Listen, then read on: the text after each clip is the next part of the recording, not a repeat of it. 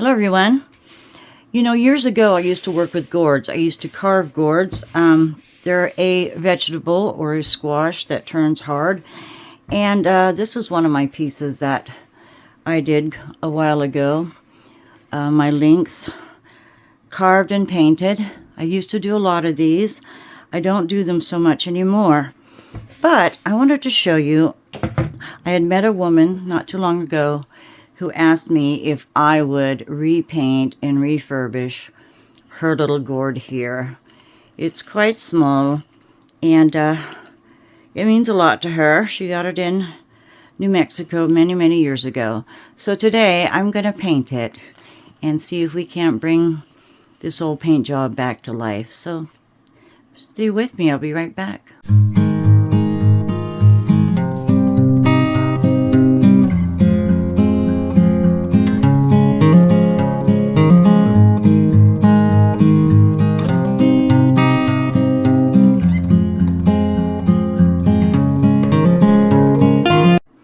Hello everyone, this is Billy. Welcome to Billy Home and Creations. Before I get started on the little gourd today, I wanted to show you what I used to do with gourds some time ago. This one is one of my favorites. I couldn't sell it. It means a lot to me. This is a beautiful lynx. This is hand carved onto the gourd and hand painted. It's beautiful. I love working with gourds, and hopefully I can get back to them one day soon. So I just wanted to show you my pride and joy before we get started on this little one. Now, the lady knew that I had done gourds before, and when she asked me to redo this one, she said it meant a lot to her. She's had it for many years. It was a souvenir from New Mexico. So we're going to get that painted today. I'm going to set up some paints. I might use some acrylic markers, but let's see if we can't liven this up a little bit. So I'm going to lower down my camera and be right with you. Okay, I've gathered up a few supplies here. I did grab acrylic paints. I've got a apple barrel melted chocolate flamenco red. I have another red, and I'm not sure which one I'll use. I've got the turquoise, and this is Anita's all-purpose acrylic. I have some white here. This is a Martha Stewart white, and I broke the container it was in, so I put it in a glass bottle. I hope I can still use that. And I picked up a couple of colors of these acrylic markers that I got from Temu. My water with a little soap in it, brushes, and I think I'm going to start working on the base coat with some white. We're going to leave the integrity of the original yellow here, which is on the bottom too. We don't want to erase any of that. So I'm just going to repaint the best I can with the original design, and then I'll put a coat of polyurethane on it to protect it, because apparently this one wasn't protected, and through time the paint has wore off. I did go over it with a fine sandpaper just to get any rough spots off, so the paint should go on smoothly. I can tell you a little bit about gourds too. I should have brought a dried one out here, but a lot of people they grow gourds and they say they get moldy, and well, they're supposed to get moldy. The mold is the actual fluid within the gourd itself coming out through the skin, and once that's washed off with some bleach and a little scrubbing, you get a nice surface that looks pretty much like wood. And I always stained mine with a walnut stain to get rid of the yellow color of a gourd, because it's kind of a pukey yellow, and staining it would bring out, it'll look a little more like wood. Anyway, I used to carve and paint and do birdhouses and things like that, and it's been a while, although I have a bunch of gourds in my basement. Not my basement, my garage. They're in the garage. So anyway, I'm going to quit talking so much. And I might say, if you want me to work a little more on gourds from start to finish, I can do that. I can gladly do that. I'm going to try to have a art and craft video Wednesdays if I can, and we're not going to let go of the resin. The resin will still be a Sunday video. Now this paint is a little dry, so let's just get it off of here and work it with a little water. I need to get more flat brushes. I like the flat brushes myself better than anything. I probably got that too wet. So let's just see if I can't go over the white, and then we'll do the details when that is dry. And that'll take that nicely. Okay, we're good. Let me just go up the neck here. Like I said, we're going to save that yellow.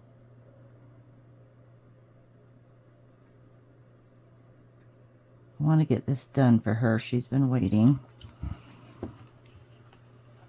And hopefully I can meet up with her this weekend at my craft fair.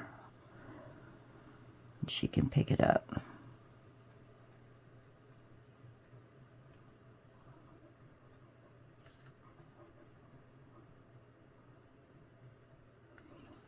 Might take a couple of coats for the white.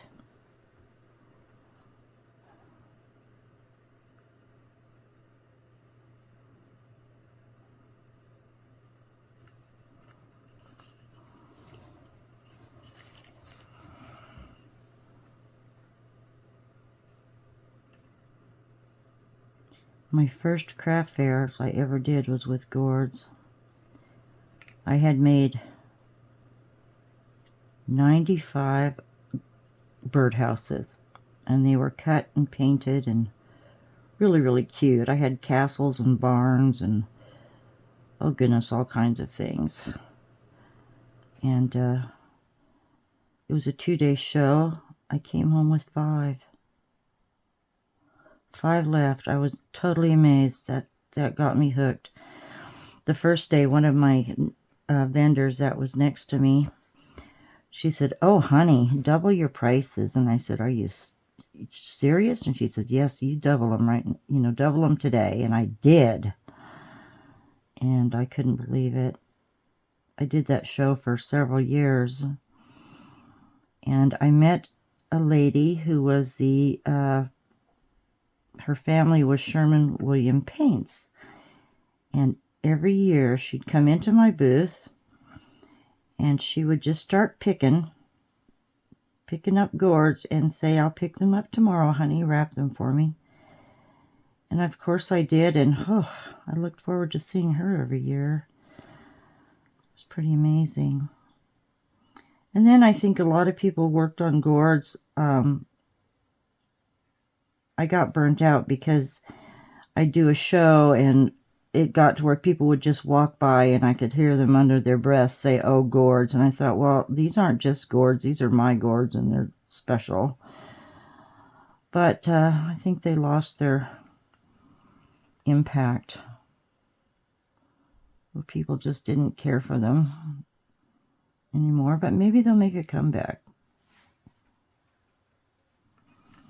I think out of all the gourds I did, I have 4 left to sell. I won't sell my links though. I carved bears, bighorn sheep. What else did I do? Gosh, can't remember. They did turn out nice. So if you're interested in gourds, let me know. I can take you through the process of growing and cleaning and everything that's involved. Now this one has its original seeds in it. It's not been cut into. You can hear them in there. I could not sell or ship gourds out of the U.S. because of the seeds inside. Now I could ship them if they were hollowed out. So I did. Anyway, I just want to have a nice solid coat of white here.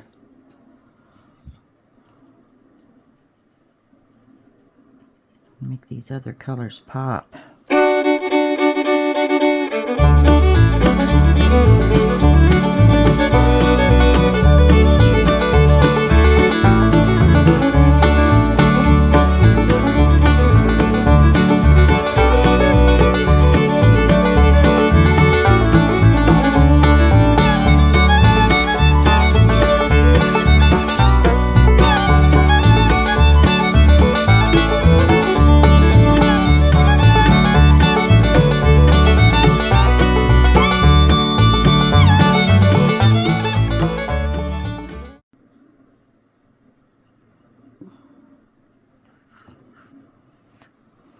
I'm just going to go around those edges again since they're drying.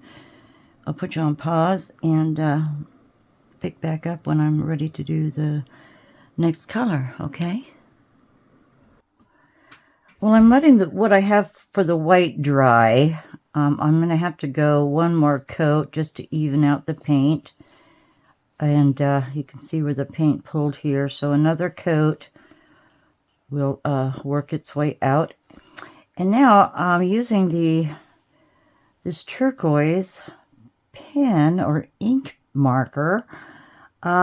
It's working pretty slick. It matches up really close to the original color, and that will save me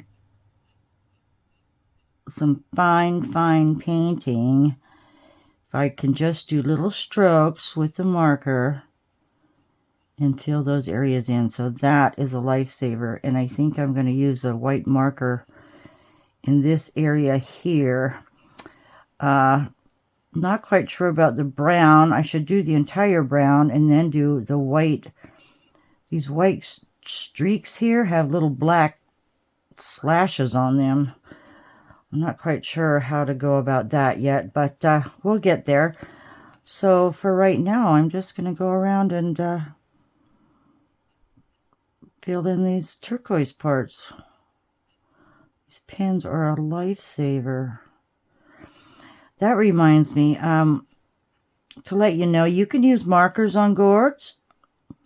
You can use paint. You can use stain. You can use, what else is there? And you can wood burn them. They wood burn really nicely. Well, I can't say that exactly. It depends on the gourd itself. Some burn really well. Some are a little difficult. But when you're,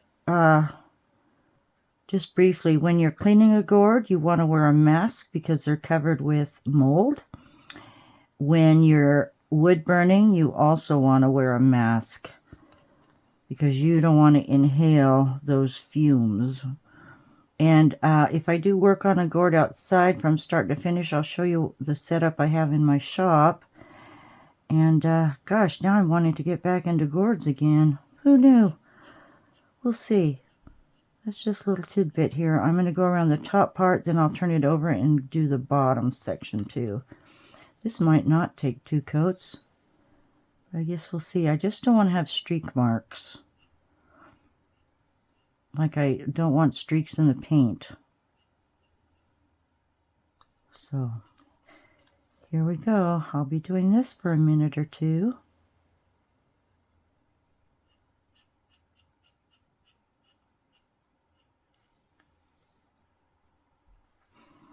Well, I must say the turquoise turned out great. And if I can do the rest of this with the pens, ooh, I'm in good shape. Good shape. All right. I'm going to go ahead and I've got a white here. Oh, and I have another white here. These work well. So let me go with the white. I'm going to do this white trim between the brown and the turquoise, probably over there also. And then I'm going to tackle the brown. But I did find some Sharpie browns, and I don't know. Let's see what color those are, if they're dark enough. If they're dark enough to be close. Oh, yeah. Okay. Sharpies all the way, or markers all the way. Sounds good to me. Let me see if I can't See, these have two sides. They have the wider side and the thinner tip. Let's go with the thinner tip, and I'm just going to work my way around that area. And I did go twice over the turquoise. That turned out good. And then I'll have to do the brown on the eyes, and then maybe one more coat of white, because I've got brush strokes here. I might sand those down a little bit when it's really, really dry. Just sand it down a little bit and get rid of those marks. I don't like them. That's my personal preference, I guess. But let's see how well this works out. Oh, we're going to be good. Yep. So I'm going to go around the bottom side first, like that. Then when you flip it and do the top edge, I think you have a little more control. So that's what I'm doing next.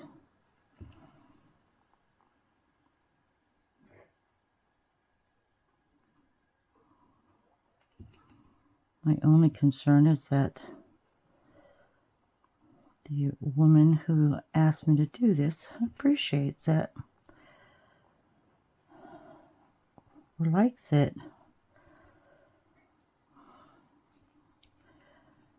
She said she wanted a new paint job, so this is what it is. Refresher. I'm not real good about, oh, what is it called? What's the word? Consignment work. It's nice that people want you to make them something special, but I've been burnt before where you've done your best to do what they asked for, and then they don't like it, or it's not what they wanted. So yeah, I'm not big on that. I just figure I'll just make what I enjoy making, and if you like it, buy it. If you don't, that's fine with me too. But yeah, it's kind of disheartening. Unless you can do, you do repetitious work where everything is pretty much the same. You can guarantee that's what they're going to get. But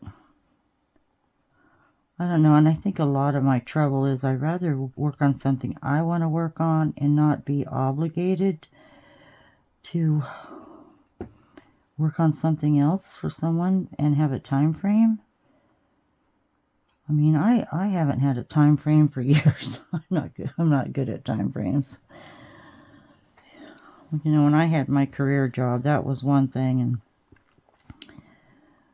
and then, my schedule changed to where music, and I was always there. That was the schedule. So I'm still good that way, but yeah, I guess with age, you just want to do something on your own time. And I think you've earned that rate. Even raising kids, everything was on a schedule.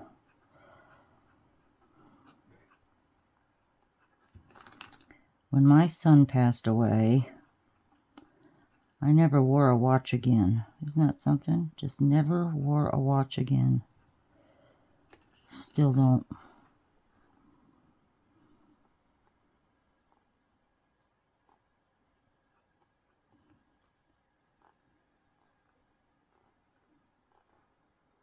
So this is going to take 2 coats with the white.